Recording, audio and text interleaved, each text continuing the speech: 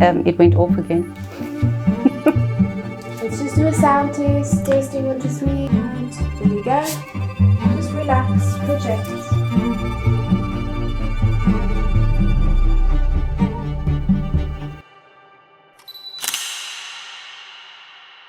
This is me in front of a camera on my own. 10, 1, and... What is your story? Do you sometimes switch the camera on and realize that you have nothing to say? If you're anything like me, you do know what I'm talking about.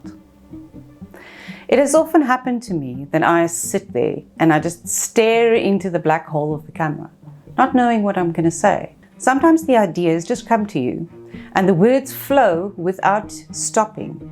And other times you don't even need to plan your video. You just do it. You put the camera on, you just know what you need to do, everything. It just happens. So I started learning photography and filming for about 3 months before we actually posted our first video. Even though I grew up around cameras with my dad who self-studied photography and did a couple of gigs here and there, the moment I stepped into the technicalities of cameras, I was just so overwhelmed.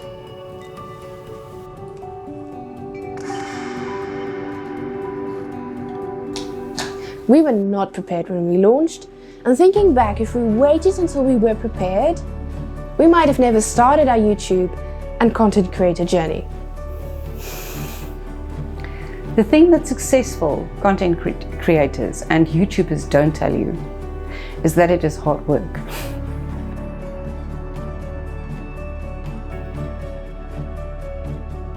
You are doing something to my eyes. We can put makeup over this and I can see what I'm doing.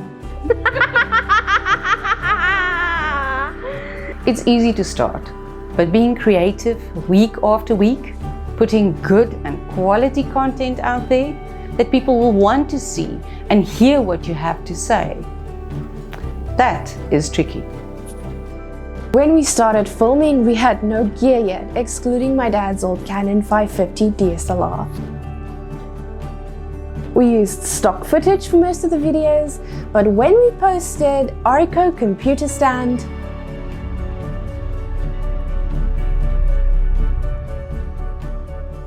we used some LED lights and practiced what we had learned so far. I think the first items that we purchased was a battery charger for the camera, new battery, and then later the A112 panel light. And then of course you have to stay consistent, something we've been battling with. That of course is very, very tricky and not easy, especially if you're doing YouTube part-time.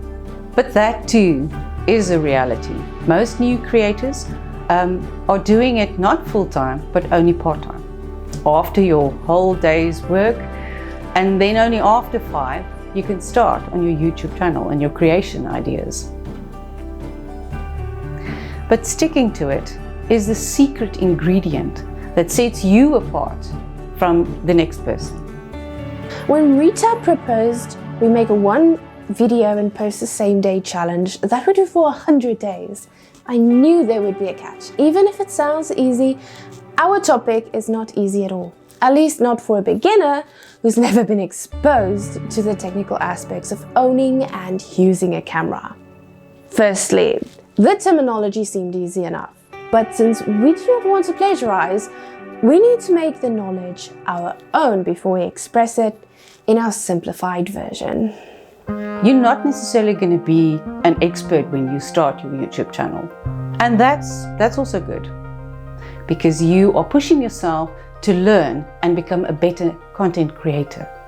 When we started a few months ago, I was very intimidated by the photography and the cinematography terminology that you need to get to grips with. And I realized that this was one of the aspects of our interest that Miki and I were interested in, and specifically in cinematography, that we needed to get to grips with. we needed to get cracking on learning the terminology and understanding it to be able to create better and to be able to do cinematic video. So I came up with this idea that we do one video a day for 100 days. Oh my word. In concept and on paper, it sounds amazing and easy to do. I mean, what we wanted to do, and the whole idea behind it, was to research about the specific term, summarize that term in less than 1 minute, so that we could better understand this term. And then in the process, help other creators who's starting out with photography or with cinematography. Many sleepless nights or days of pressure to post have since ensured. But whenever I visit the channel to show my grandpa all the videos we have created thus far, I just feel proud.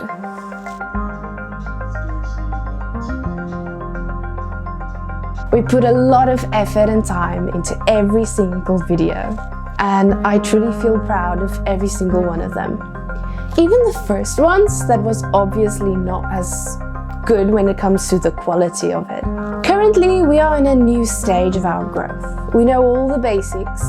We've applied it to our videos and production of content, but we have not optimized our process. So in essence, we failed on day 2. And I hated that fact. I really did. It was supposed to be easy to do the terminology, and it turned out not to be. And that is going to happen. You're going to have some wonderful idea and you know exactly how you want to do it. But then when you start executing it, it doesn't work.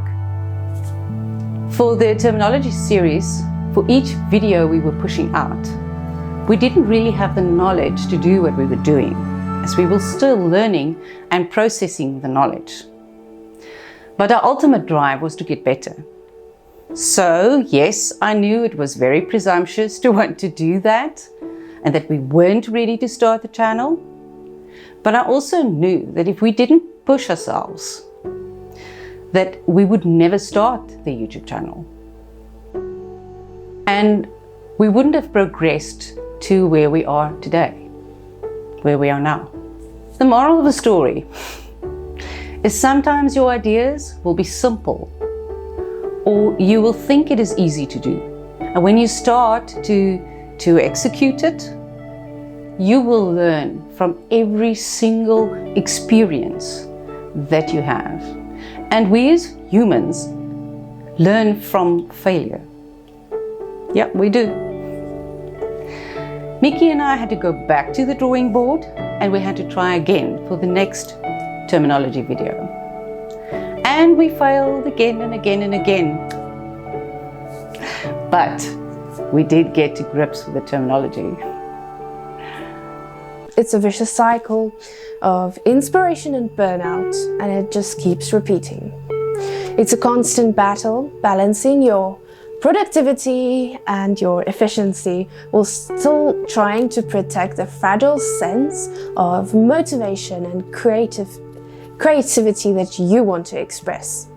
Right now, we need to find a way to simplify our processes so that the message and the purpose of our channel does not wither away with our focus. Since we started our channel, our focus has shifted a lot from its original track. And only now, about 9 months in, are we able to shift it back to its original course. Our mission is to make the shift from using a phone to a camera as easy and seamless as possible.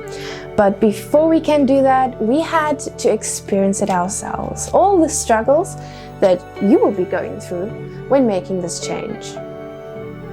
If you're serious about making content creation, especially YouTube, a business, there will always be hurdles. Treat it as a business. Respect it as a business. If you're not good with one aspect, you will need to find someone who is, and who's willing to help you, or that you can hire. Because you need to grow your business. stay motivated, and stay creating. So the question still remains, what is your story? And let's face it, not all stories are equally interesting or entertaining. But the story you tell is always going to be unique, because it is your story, not someone else's. And somewhere in this vast globe, there is going to be someone that wants to hear what you have to say. So if you are serious about your story, just start. You can learn as you go. Make mistakes. There's nothing wrong with that. Because it's going to make your story more interesting, and you will learn from it. But start and be committed to tell your story. Don't care if your videos don't get views or how much subscribers you've got. Of course you want the views, you want the subscribers, and you need to learn about analytics and watch that and all of that. But don't let that discourage you, because that must not be the only thing that you look at. It must not demotivate you that you don't want to carry on. Instead, make the best video that you can. Keep on improving your skills. Stay focused and keep going. Because if you try to improve with every single video that you put out and try to incorporate one new skill with each video, your skills will improve. Just remember, quitters get nowhere, but starters can finish the race.